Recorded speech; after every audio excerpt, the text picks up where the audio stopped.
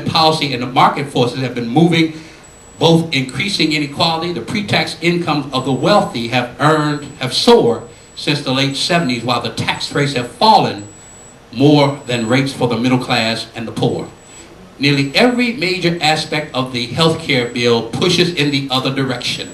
This fact helps explain why President Obama was willing to spend so much political capital on the issue, even though it did not appear to be his top priority as a presidential candidate. Beyond the health reform's effects on the medical system, it is a centerpiece of his deliberate effort to end what historians called the age of Reagan. Speaking to an ebullient audience of Democratic legislators and White House aides at the bill signing ceremony, Mr. Obama claimed that health reform would mark a new season in America. We have now just enshrined, as I signed this bill, the core principle that everybody should have some basic security when it comes to their health care. Finally, the bill will also reduce a different kind of inequality. In the broadest sense, insurance is meant to spread the cost of an individual's misfortunes, illness, death, fire, flood, across society. And lastly, let me get to the close of this article. Before he became Mr. Obama's top economic advisor, Lawrence Summers, well, you can do if you want to. Lawrence Summers told a story about his daughter studying for the advanced placement exam in American history. While doing so, Mr. Summers realized that the federal government had not passed major social legislation in decades. There was the frenzy of the New Deal, followed by the GI Bill, the interstate highway system, civil rights, and Medicare. And then nothing worth its own section in the history books. Now there is. Congratulations, Citizen Action of New York, because to be honest with you, we could not have done it at all. I'm going to tell you right now, we would not have succeeded without Citizen Action of New York and the other states who ran this campaign, a policy campaign as well as a political campaign. And we learned the three lessons of the last health care reform debate. Number one, we started early. Number two, we built a big coalition. And number three, we unified our coalition around the unifying message of principles as opposed to divisive policy. That third part was hard and tricky, but we ended up succeeding. Number one, we started earlier. Always maintained that the best way to get high quality, affordable health care is a right guaranteed to all, would elect a Congress to pass it and a president who would sign it. Here's another quote.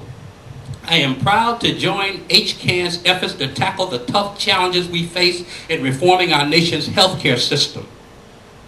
HCAN stands for Healthcare for America Now, and the person that quote was from was then candidate for President Barack Obama in October 2008. In a meeting prior to that, about a couple of months before that, maybe 3 months, maybe it was the summer before, there were 4 people that went to meet with Obama's campaign to try to tell him about the principles of the Healthcare for America Now. Those 4 people were Congresswoman Jan Schakowsky, her Chief of Staff, Kathy Hurwitz, William McNary, that was me, and a guy you all may know, his name was Richard Kirsch, the Director of Healthcare for America Now and former Director of Citizen Action of New York. In our wildest dream, we never believed that President Obama or candidate Obama would sign the principles. As a matter of fact, we didn't go in to ask him to sign. We just wanted to familiarize him with the principles. And we met with Austin Goolsbee and his staff. And Goolsbee got that immediately. And the staff said, maybe he can sign on, not as candidate for president, but maybe he's still a sitting senator. He'll sign on as a senator. And let me tell you, that meeting and candidate Obama signing on as Senator Obama made it a lot easier to get all the other senators and congressmen that we got. So we started early. The second thing we did, and only Citizen Action of New York could have done it, was build a big, broad coalition. What is, do y'all have the National Education Association as a part of y'all coalition? Yeah. Do you have the American Federation of Teachers as a part of your coalition? See, too many people can't do that. Do y'all have SEIU as part of your coalition? Do y'all have ASME as a part of your coalition? Can't too many people do that. All across the nation, the citizen action organizations all across, the same in Illinois as in New York, got all of these disparate unions which spend a lot of time fighting each other at the same table, fighting for the same cause. And only Citizen Action of New York builds coalitions based upon common interests and common goals and common purposes. And once you decided to do that, we were well on our way to victory.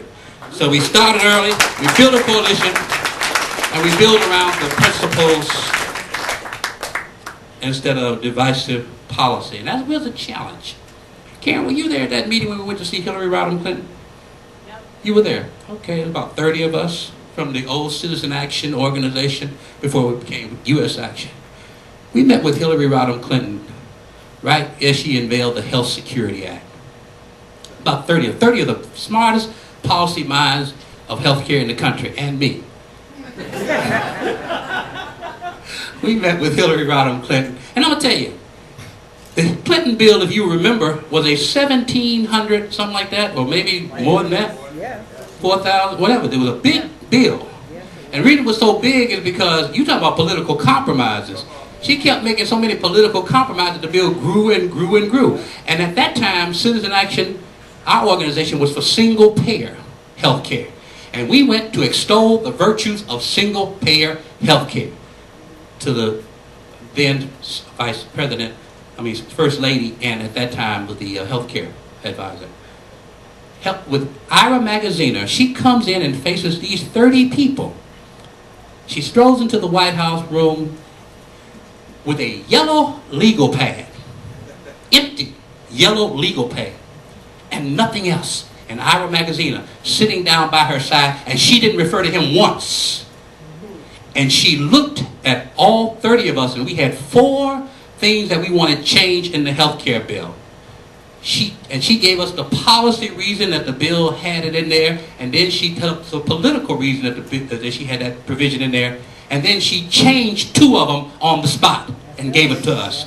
But we came there personally to talk about single payer. And we were talking about, you know, if you start a single payer, you start at your strongest point, you start where the passion is, you start where the army is. She looked at us and she said, you know, many of these people, many people in my administration agree with you. However, we have made the political decision that there are not 60 votes in the Senate to pass single payer. But I will make a deal with you guys. You all been saying some pretty harsh things about the Clinton Health Security Act, and to be honest, we've not been too kind to you guys either with the single payer forces, but let's make a truce. Why don't you all join us and fight the real enemies of healthcare reform, the insurance industry at that time, the doctors at that time. It wasn't as much unity back then, big business, small and big. Why don't we fight the real enemies of reform? And I will make sure that I put in a state option for single payer to send a signal to you guys that we are not opposed to any state who wants to pursue the state-based single payer option. 2 things. Number 1, I looked at that woman with that yellow legal pad and I said, is this the smartest woman you have ever seen in your life? I believed that then. I still believe that now as she's Secretary of State. And the second thing, we shook hands and made a deal. But that deal was hard to explain to our single payer supporters. We're for single payer, but we want to beat back the real enemy of the reform. My brothers and sisters, the lesson that we learned that year, what it is impossible. It is impossible to fight a civil war at the same time that the enemies are attacking your borders. And I vow that if we ever got a chance to do this again, then we would organize our fight. We would organize this around the